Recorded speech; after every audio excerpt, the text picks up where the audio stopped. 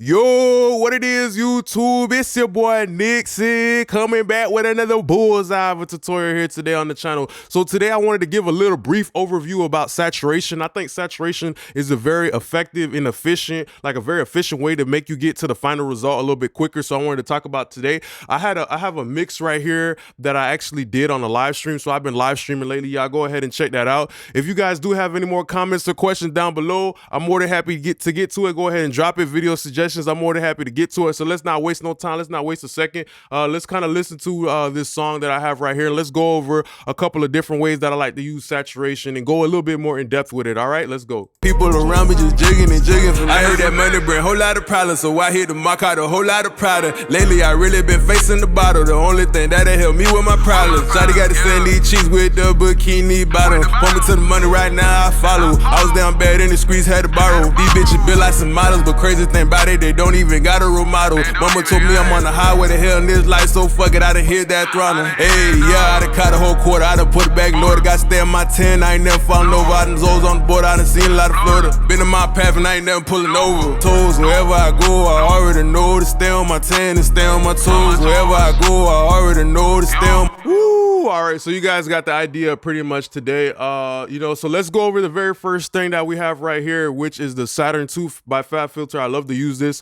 What always spiked my interest in saturation in the very beginning was using something like the OZONE multi-band exciter. So I saw how something like that could really lift the mix, and that got me interested in saturation like a very long time ago. So it's always been one of the things I always look for. And let's also pay attention to something like the transformer. So a transformer is pretty interesting. A lot of compressors, a lot of hardware components, a lot of EQs, they have transformer. And usually with the transformer, we got to understand that all of these plugins, these analog components, these compressors, they all have a certain chain to the components and everything that they're using. So that's why it's always important to pay attention to the engine, the carburetor, the exhaust, the starter motor inside of the the plugins that we're using. Those are all parts that kind of get the car or the machine running. So I always see saturation kind of like if the audio signal went to a spa or something like that, and they got a massage. When you go get a massage or something like that, your back might be too straight, too direct. That's kind of like what digital is kind of like. When you rap into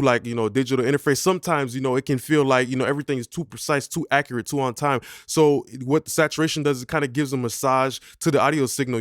It takes its hands on the signal, and it starts to soften it up. It starts to soften up. It starts to shape it a little bit. It starts to mold it in a different way, and especially kind of make it kind of a little bit softer and a little bit more tender. You know what I mean? So let's listen to how I was able to use something like the transformer to kind of juice up the 2-track beat. Usually if I had the multi-track stems, I would mix it to have the 808 hit a little bit harder. But sometimes when you only got the 2-track beat, you got to do what you got to do. Don't make no excuses. You just got to find a way around it. Usually the best thing to get your 2-track beat to sound good is to pick a good 2-track beat. It's too many good YouTube producers out here to not pick a good 2-track beat. But let's listen to how I use the transformer to add a little bit more of solidity to the 808. Come on.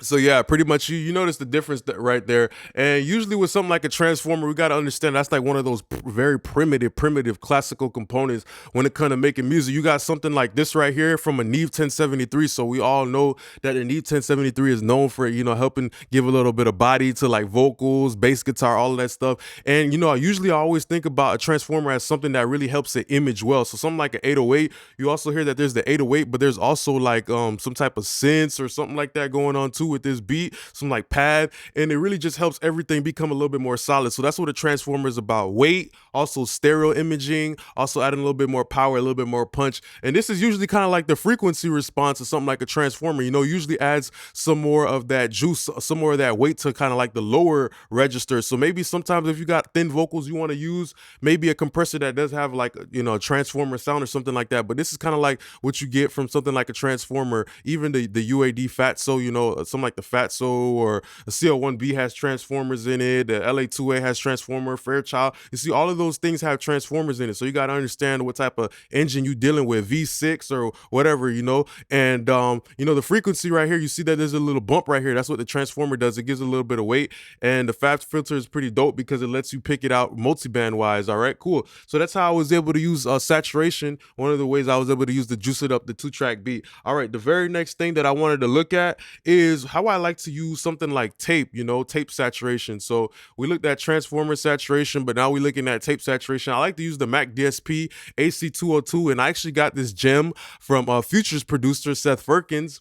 And, you know, he didn't really say why he used it, but I had to figure out myself, you know. So that's something that you guys always got to understand too. Like with the generation we living in right now, with the mix and all of that, like you have all the tools that you need to make it sound good. You don't need to be like, oh, you have to show me every single thing. Sometimes you got to figure out how to do stuff. Like that's how I learned in the studio. That's how a lot of people learn. You know, if you're in the studio, you hanging out, being an assistant, sometimes you got to sit there and you got to watch like the engineer, what he doing. Like you can't be sitting there asking all questions and having people explaining all that stuff to you. You know, you can't, if you see somebody walking down the street, you can't be like, hey, how did you walk down the street while they're walking down the street? No, you just observe. They put the left foot in front of the right foot and they got their ass up the street. So that's what you kind of got to do too. And I use the, Mac DSP AC202. And the most important thing about that is I feel like that's very, very important for like the auto-tune, because, you know, auto-tune is based on a kind of like a frequency, you know, like it's kind of like, it's based on frequencies pretty much, you know what I mean? So with the auto-tune, like you don't want the frequencies to be a little bit too jagged, you know, or too all over the place. So usually with auto-tune, I usually put it at the end of the signal chain, so the cleanest signal is hitting the auto-tune. But also with the auto-tune as well, I peeped that if you use something like tape saturation or any type of saturator that kind of massages it and smooths it out, it's a smoother process for the auto-tune. You know what I mean? It's kind of like if you oiled up or you greased up the audio signals and you told it to slide through a tight space. Well, now because it has this layer of smoothness on it, now it can, you know, pass through the processing a lot smoother. So let's listen to what you know, I kind of did with the saturation for the Saturn II. You know what I mean? I use the warm tape, which I kind of like a lot, and we got to always understand you know, the sound of tape, you know, it adds that non-linearity, you know, it takes away some of that preciseness, some of that sharpness. So let's listen to what it was able to do for the vocal right here. I hear the mock out a whole lot of powder. Lately I really been facing the bottle. The only thing that'll help me with my problems. Shawty got the sandy cheeks with the bikini bottom. Point me to the money right now, I follow. I was down bad in the streets, had to borrow. These bitches built like some models, but crazy thing about it, they don't even got a role model. Mama told me I'm on the highway to hell in this life, so fuck it, I done hit that throttle. Hey, yeah, I done models, but crazy thing about it, they don't. Please had to borrow. These bitches built like some models, but crazy thing about it, they don't even got a role model. Mama told me I'm on the highway to hell in this life, so fuck it, I done hit that throttle. Hey, yeah, I done caught a. So, you know, you can obviously hear that it sounds like there's a little bit more smoothness to the top. And so tape is another great way of getting rid of that harshness. You know, usually a lot of that, you know, high mid energy, right, quote unquote, the harshness is something that has a lot of energy. You know, it has a fast attack, fast kind of like release. Like you know, even air particles, you know, air moves a lot faster than something that has lower frequencies, which is very slow and very sustaining. You know what I mean? That's a little bit longer. So usually I paid attention that when I use the layer of like tape saturation before the auto-tune, it made the auto-tune work a little bit more smoother, because a lot of that high mid energy isn't distracting the auto-tune. Now the auto-tune is a little bit more smoother, you know. And you know, this was a song where I didn't go too hard with the auto-tune, but sometimes with my auto-tune I might even go like 0 retune speed. And the reason why I feel like I can do that a lot and have it sound so natural and people don't say, oh, it sounds like it has too much auto-tune, is just due to the fact that you have something like the saturation, which is just kind of carving it out, smoothing it out before it hits the pot of the soup, which is the auto-tune. You know what I mean? It's like you don't take whole ingredients and throw it into a pot of soup. You got to cut them up. You got to cut them up, or you start grating them, or whatever you do to make sure that it boils a lot smoother and easier. And that's kind of what the saturation does there. You know what I mean? So, you know, I think Saturn II is pretty good for that. And you have different types of tape. You know, you have the subtle, clean, warm, and old. And of course there is like a volume increase, but you always gotta, like, you gotta be able to distinguish like clean gain and dirty gain. So I always try to tell you guys, you know, play with like the fader in your DAW versus like the output fader of the plugin, because there's one thing like clean gain and dirty gain, and they sound completely different. You know, you got to pay attention, but that's a part of your ear training. All right, then the last thing that I really like to use something like saturation for. Okay, let me talk about this too. Is I have 3 parallel compressors as well. on my vocal. You know, I have the 1176, I have the Tube Tech, and I also have the UAD like distressor and all that stuff like that. So I used to do that with like the Waves plugins. But the most important thing too is that, you know, sometimes you can start bringing in those parallel compressors, not just because you want like more actual parallel compression, but because you want more saturation. So all of those parallel compressors are technically kind of working like a saturator, but because there's three of them, I all make them work subtly. So that's something to pay attention to. You know, sometimes you can over color your music, just like how you can over season your food. You know, it's the same exact thing. You know what I mean? So you always got to pay attention to like, okay, all of these analog components. Okay, I get it. It's doing the compression, but like, is it adding more like flavor? And is this becoming too much flavor? Because, you know, you can always add more flavor later, but once you like start to over compress and over saturate your mix, it's kind of like you're fighting like an uphill battle, because now you got to start going backwards and backwards in your mix, and it's just a tough situation. So that's another game. I like to use like 3 parallel compressors to give me more saturation. And even like my distressor, it's on the nuke mode, so that gives me more saturation. But if you don't have this plugin, it doesn't matter. What I always try to tell you, if y'all don't have the plugin, it doesn't matter. Pick your own plugin that works for you. And guess what? It's gonna be even better for you, because now you got your own sound, you got your own sauce. So just because you see with these plugins I use and you might not have it, don't let that discourage you. That's what I'm trying to help y'all understand. Like, these plugins don't freaking matter. Like, just figure out what works for you. And it's better when you find something that works for you, because it's your style, your swag, your vibe. Now people could be like, oh, he does that. Now I got a reason to come to him. All right, cool. So sorry for the mini rant, but next thing I like to use is I like to use tube saturation. So I'm showing you guys all the different types of saturation. But before we go over there, let's look at the saturation for something like tape. You know, usually something like the UAD, not the UAD, but just a Studer tape in general. You know, Waves has the J37. A lot of plugin companies have tape emulations, so it's very accessible for you. So you should maybe find something like it's a tape emulation that will smooth out your vocals, that will do the deharshing for you, that will smoothen out your high end for you, rather than you having to do like filters and all this extra work. All right, cool. Or hella de-essing, which can become audible after a while. So yeah, you know, using something like a Studer tape is very famous. Abbey Road, everybody and their mama knows about this. So something important too, where I like to use different types of tape, is also paying attention to the tape speed and the frequency response of these components as well. That's what I'm trying to get y'all to understand. You got something like the 30 IPS, which kind of has like the best high-end frequency response, so it does not no really problem right there. That would kind of produce like the brightest type of tone. IPS of 15, that's the most neutral one. Everybody and their mom knows that. And it has the most extended low end as well, if you pay attention to that part right there. And then you have the 7.5, which has kind of like the most weight, but at the expense of kind of like a poor high frequency response. So that kind of messes with, if you know certain instruments. But I really like to use it sometimes for like kick or 808 or something like that, where I'm not looking for necessarily brightness or high end. I'm just looking for a lot of weight, a lot of body. So that's kind of what you got to understand about the tape speeds. All right, then let me just go ahead and also jump over to something like tubes. So the last component I want to talk about is tube saturation. The great thing about the FabFilter Saturn 2, you get all types of saturation: tube, transformer, tape, you get all of that. And another thing is tube, so tubes are very important. The first microphones, they had tubes in it. The first compressors, tube, like the Abbey Road RS124, All-Tech mixer, a lot of the first stuff had tubes in it. And tubes are pretty good because they add some of that distortion. Your ear is literally already used to hearing distortion, so distortion makes it a lot more friendly for your ear to understand, okay, like what's going on with the message of the song or any instrument and all that stuff like that. All right, so this is kind of like the frequency response of tubes. Usually this is like the Manley reference microphone. And it's pretty interesting because you see that tubes kind of do like a little bit of both. They add the body, but they also add, that smooth high end. So that's very interesting to know. But something about tubes too, like something like a CO1B, like the tubes in that kind of sound bright.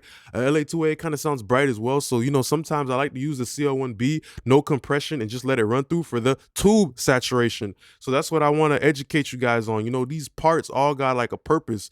And even the Fairchild will kind of brighten things up too. But let's listen to how I go. I usually on my mix bus, I use like a Fairchild, like not no compression too much, like maybe like nothing. And I just push up the output gain to get some more of that saturation. So this is colored output right here. Okay, you see this right here? This is colored output. This fader on your DAW, this is clean output. All right, cool. So you got to use those strategically. And then also, I have something like EQP1A. You can use the Waves or the UAD. Either way, it's going to do the same old job. So let's listen to it back and forth versus the Saturn 2. only thing that'll help me with my problems. Shawty got the sandy cheeks with the bikini bottom. Point me to the money right now, I follow. I was down bad in the streets, had to borrow. These bitches built like some models, but crazy thing about it, they don't even got a role model. Mama told me I'm on the highway to hell in this life, so fuck it, I done hit that throttle. Hey, yeah, I done caught a whole quarter, I done put it back loaded. Got to stay in my 10, I ain't never falling over. I done zones on the board, I done seen a lot of Florida. Been in my path and I ain't never pulling over. Toes, wherever I go, I already know to stay on my 10 and stay on my toes. Wherever I go, I already know to stay on my 10 and stay on my toes. Who is you testing? I know that these bitches is bad, but damn, they better than ever. Who is you testing? A whole lot of people around me just jigging and jigging for lessons. Wherever I go, I already know to stay on my 10 and stay on my toes. Wherever I go, I already know to stay on my 10 and stay on my toes. Who is you testing? I know that these bitches is bad, but damn. And quite frankly, I feel like both of them sound great. A good thing about this, FabFilter 2 is that it accounts for the compression characteristics. So all of these like analog plugins and stuff like that, you got to understand the components because like a transformer, it kind of has like a soft way of doing the compression. The massage thing, tubes, they have that too. Tape, all of that is doing soft compression that it can't really be metered, but it's definitely there. So that's why, a lot of the times back in the day, people were able to compress so hard like on like hardware just because the components are so forgiving. They already got their own kind of like soft compression characteristic that it just makes the vocal just become like a turkey baster. Or you know how when people take a hammer and they bang on the chicken, it's kind of like the same thing with the music, because when you bang on that chicken, it's going to be smoother for you to eat, just like how when you process the audio, it's going to be smoother for you to hear. So it's literally the same exact thing. Like this stuff is not foreign. It's literally nothing new. And that's important to also know, both of them sound great. It's all coming down to taste. It's all coming down to opinion. I think both of them sound great, but I really like the FabFilter 2 for sometimes when I don't want something to sound too clean. And you really hear it's more something about the imaging, the way like everything is being positioned inside of like the field, like where you're putting all the cones and everything at. I have the 808 kind of in the back, there's stuff in the front, and like you just really hear how this one is probably like the most dramatic type of difference it makes. But usually when I use something like that, you know what I mean, with the saturation, like the tube, I always try to do it very low when it's on the mix bus, because it would make a very dramatic difference. But something like the Fairchild, you got input gain right away, and that's really like a very interesting thing because it's like a saturation and compression. So yeah, this is pretty much the video that I have here today for you guys. I hope you really learned something about saturation. It can make your life a lot easier. So don't ever forget to, try to use it here and there, or also just think about a little bit more what type of plugins that you're using. Are you oversaturating your mix? Are you undersaturating it? You got to always think about that. It's kind of like seasoning. Are you under seasoning the chicken, over seasoning, or are you right down the middle and it's just tasting perfectly? It's sounding perfectly. So I just want to say thanks a lot for being a great part of my YouTube family. I really do appreciate you guys. Don't forget to like, comment, and subscribe. Peace.